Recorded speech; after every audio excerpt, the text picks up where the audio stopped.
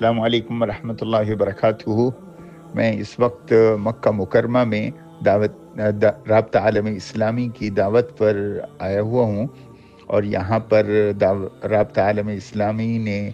ایک digital plate form کا افتتاح کرنا تھا۔ اس کے لیے انہوں نے دنیا کے مختلف ممالک اور بالخصوص غیر مسلم ملک میں رہنے والے مسلمانوں کی قیادت کو یہاں پہ دعوت دی تھی، تو اور پھر مقامی علماء اور مفتیان بھی موجود تھے۔ تو یہ پروگرام ہوا تھا 26 نومبر کی شام بیت اللہ کے سامنے جو کلاک ٹاور ہے، جس کو برج الصحابہ بولتے ہیں، اس کے ایک ہوٹل ہے فیئر ماؤنٹ، اس کے اندر یہ پروگرام تھا، جس کے اندر سعودی عرب کے سابق چیف جسٹس اور امام حرم جناب شیخ صالح بن حمید وہ بھی تھے، ڈاکٹر عبدالکریم عیسیٰ جو سیکرٹری جنرل ہیں رابطہ عالم اسلامی کے، وہ میزبان تھے، وہ بھی موجود تھے۔ ڈاکٹر عبداللہ چوہنی جو امام حرم ہیں، ان کی تلاوت سے پروگرام کا آغاز ہوا، اور پھر اس میں ہندوستان سے مولانا ارشد مدنی صاحب بھی تشریف لائے ہوئے تھے۔ تو اس پلیٹ فارم کو، جو ڈیجیٹل پلیٹ فارم کہیں، اس کا افتتاح تھا، جس رابطہ عالم اسلامی ایک ویب سائٹ اور اپلیکیشن کے ذریعے پوری دنیا کے مسلمانوں کو دینی معلومات فراہم کرنے کے لیے، جس اپلیکیشن کے اندر دنیا بھر کے اندر جہاں مساجد ہیں ان کا ایڈریس اور وہ معلومات، اور جہاں جہاں حلال ریسٹورنٹ ہیں ان کے بارے میں معلومات، پھر قرآن کریم کے نسخہ اور اس کی تفاسیر، اور مختلف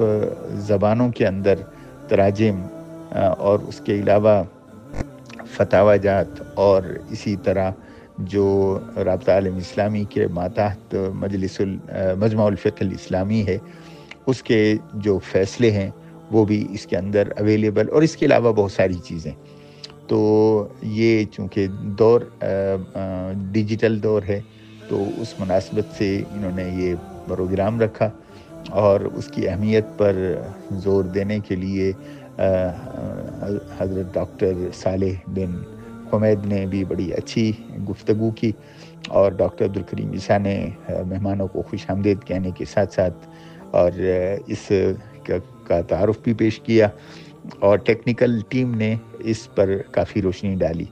اور پروگرام یہ کوئی 3 سے 4 گھنٹے کا تھا۔ اس کے بعد مہمانوں کی خاطر تواضع ہوئی، اور اسی طرح جو مہمان آئے ہوئے تھے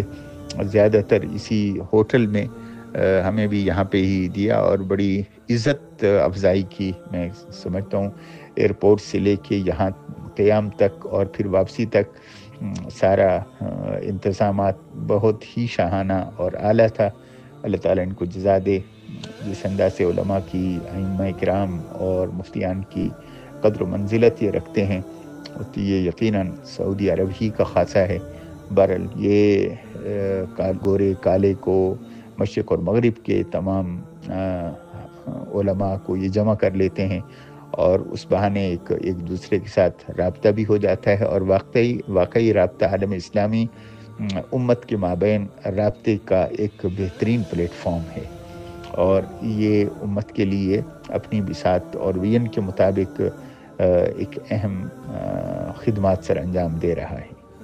السلام علیکم ورحمۃ اللہ وبرکاتہ۔